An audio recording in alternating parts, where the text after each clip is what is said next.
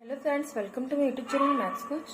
दोस्तों, आज के इस वीडियो में मैं आपके लिए लेके आई बीएससी सेकेंड ईयर में मैक्सिमम टाइम्स पूछे जाने वाला मोस्ट इम्पॉर्टेंट थ्योरम। ठीक है, ये थ्योरम जो है आपकी ये जो प्रमेय है आपका अक्सर एग्जाम में पूछा जाता है। थोड़ा कंफ्यूजिंग है, मैं उसको आपको इजी वे में बताने वाली हूँ। थ्योरम हमारा दिया क्या गया, सिद्ध कीजिए कि प्रत्येक अभिसारी अनुक्रम परिबद्ध होता है। दैट मीन्स कन्वर्जेंट सीक्वेंस है वो हमारा परिबद्ध होता है। कन्वर्जेंट सीक्वेंस दैट मीन्स उसकी लिमिट एग्जिस्ट करती है। That means limit n tends to infinite an is equal to l, उसकी लिमिट है। तो हमको सिद्ध करना है कि ये जो अनुक्रम है वो हमारा क्या है, बाउंडेड है। मतलब यहाँ पे एक लोअर बाउंड और एक अपर बाउंड भी एग्जिस्ट करता है। ये हमको दिया गया, ये हमको प्रूफ करना है। ठीक है, तो चलिए शुरू करते हैं। सबसे पहला हमको जो दिया गया अभिसारी अनुक्रम है, तो हम उसको पहले लिख लेते हैं कि माना कि अनुक्रम n varying from 1 to infinite क्या है, वास्तविक संख्याओं का एक अनुक्रम है जो कि सीमा एल पर अभिसरित है। तो अभिसारी सीक्वेंस मतलब कन्वर्जेंट सीक्वेंस की डेफिनेशन से उसका लिमिट एग्जिस्ट करता है। ठीक है, इसको अगर हम एप्सिलॉन वाले फॉर्म में लिखे तो हम क्या लिख सकते हैं अभिसारी अनुक्रम की परिभाषा से कि यहाँ पे for all epsilon greater than 0 यहाँ पे एक एम इस प्रकार होगा कि A N minus L mod of A N minus L less than epsilon for all N greater than और इक्वल टू एम।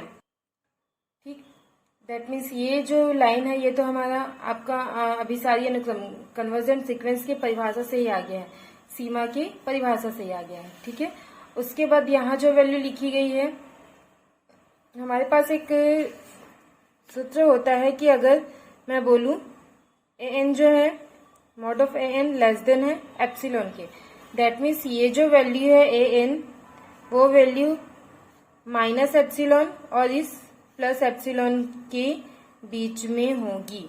अगर किसी वैल्यू का मॉड जो है एप्सिलॉन से छोटा है, दैट मीन्स ये वैल्यू जो है वो माइनस एप्सिलॉन और प्लस एप्सिलॉन के बीच में होगी। जैसे कि अगर इसको अगर एग्जाम्पल के थ्रू बताऊं, जैसे कि मैं लिखती हूँ -5 मॉड ऑफ -5 लेस देन 6, क्योंकि 5 का अगर मॉड निकालू तो -5 का मॉड निकालू तो क्या आ जाएगा 5 लेस देन 6, है ना।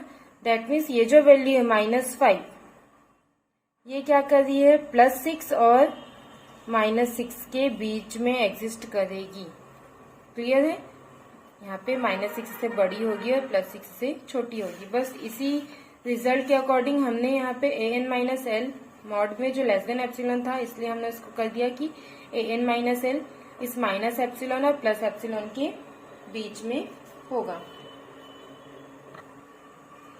ठीक है, उसके बाद हमने क्या किया, ये जो एल है माइनस एल इसको हमने दोनों साइड भेज दिया, तो यहाँ पे भी आके ये प्लस हो गया और इधर भी जाके आपका ये प्लस हो गया। इसलिए हमको क्या मिला, ए एन जो है एल माइनस एप्सिलॉन से बड़ा और एल प्लस एप्सिलॉन से छोटा होगा। ये साइड में आपको लिखते जाना for all N greater than और इक्वल टू एम।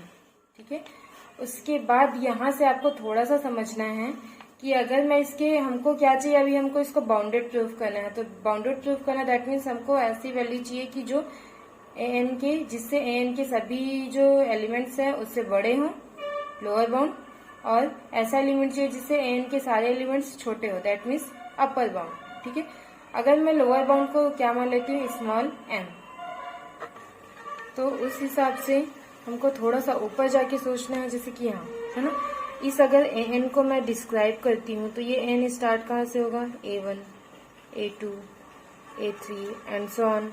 ये जाएगा आपका AM-1, फिर आएगा AM, फिर AM+1 एंड सो ऑन। ये आपका इस प्रकार से फैल जाएगा, है ना। यहाँ पे m के फॉर्म में तोड़ी, क्योंकि यहाँ पे n greater than equal to m।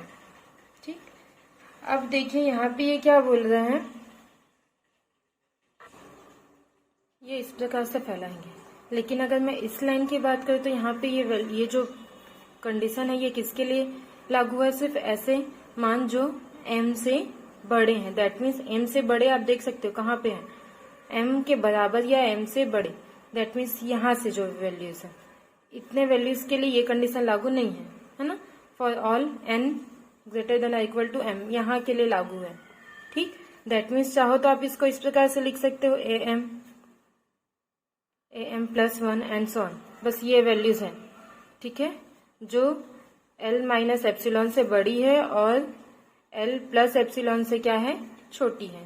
ठीक, अब हमको क्या चाहिए भाई, हमको चाहिए लोअर बाउंड। अगर लोअर बाउंड को मैं क्या मानती हूँ, इस an का लोअर बाउंड चाहिए, इस पूरे an का लोअर बाउंड चाहिए। मतलब इस पूरे an में एक ऐसा एलिमेंट चाहिए जो इसके सारे एलिमेंट्स से छोटा हो। ठीक है, इसके सारे एलिमेंट्स से क्या हो, छोटा हो। तो लोअर बाउंड को अगर मान लो मैं मानती हूँ m, ठीक है, तो लोअर बाउंड छोटा चाहिए सबसे, इसलिए मैं क्या मानूंगी, मिनिमम। अब किसमें से मिनिमम चाहिए, देखो मुझे क्या पता है कि ये जो L माइनस एप्सिलॉन है इन सारे एलिमेंट से तो छोटा है ना, L माइनस एप्सिलॉन इन सारे एलिमेंट से छोटा है। दैट मीन्स ये सारे एलिमेंट्स से छोटा क्या मिल गया मुझे, L minus epsilon. That means इसको मैं हटा देती हूँ भाई, क्योंकि इन सब से छोटा तो ये मिल गया मुझे।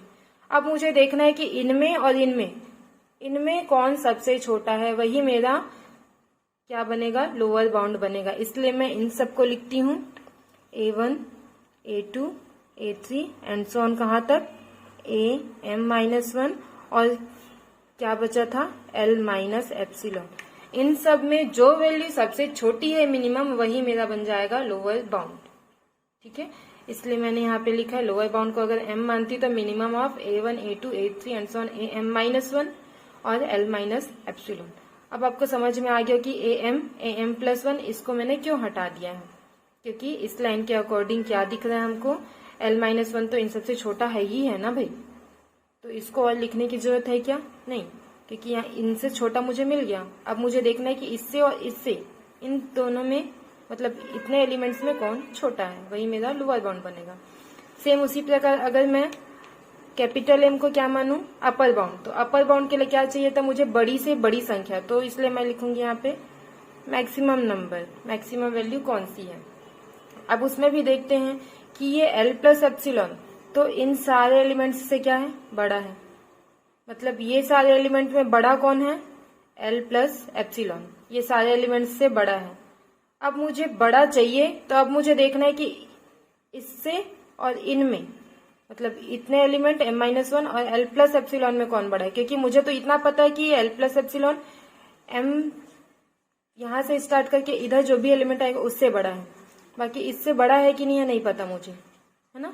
तो इसलिए मैं अब छांटूंगी कि इतने एलिमेंट और L प्लस एप्सिलॉन में कौन बड़ा है, इसलिए मैं लिखूंगी A1, A2, A3 and so on AM-1 और इस L प्लस एप्सिलॉन, इतने में कौन बड़ा है, मैक्सिमम कौन है, और वही मेरा क्या हो जाएगा, इसका अपर बाउंड हो जाएगा। ठीक, तो इस प्रकार से अगर मैं लोअर बाउंड को मैंने स्मॉल m मानी हूं, तो मिनिमम मेरा क्या हो जाएगा, A1, A2 and so on AM-1, L minus epsilon, इनमें जो वैल्यू छोटी होगी। और अगर m को मैंने अपर बाउंड माना है, तो मैं देखूंगी इनमें और L प्लस एप्सिलॉन में कौन सी वैल्यू बड़ी है, मैक्सिमम, वही मेरा लोअर बाउंड बनेगा और ये मेरा अपर बाउंड। इसलिए मैं an को लिख सकती हूँ m और m के बीच में ये रहेगा। दैट मीन्स इसका लोअर बाउंड भी है, इसका अपर बाउंड भी है। दैट मीन्स ये जो अनुक्रम है वो हमारा क्या है, परिबद्ध हो गया है। ठीक है, एक बार आप और अच्छे से इस वीडियो को पॉज करके समझने की कोशिश कीजिएगा, काफी इजी है ये। अब इसको मुझे इसका सिद्ध करना है विलोम, अपोजिट। तो इस प्रमेय का विलोम सत्य नहीं है। दैट मीन्स अगर कोई सीक्वेंस बाउंडेड है तो जरूरी नहीं है कि वो कन्वर्जेंट हो। ठीक है, उसका लिमिट एग्जिस्ट करे, जरूरी नहीं। जैसे कि मैंने एक एग्जांपल लिया है, ये जो सीक्वेंस है ये हमारा बाउंडेड है कि इसका लोअर बाउंड क्या है -1, इसका अपर बाउंड क्या है 1। बट अगर मैं इसकी लिमिट की बात करूं, इसकी सीमा की बात करूं, limit n tends to infinity an, अगर limit n tends to infinity -1 to the power n, अगर यहाँ पे मैं वैल्यू पुट करती हूँ तो यहाँ पे इसका जो सीमा है वो नॉट एग्जिस्ट, अस्तित्व में नहीं है आएगा।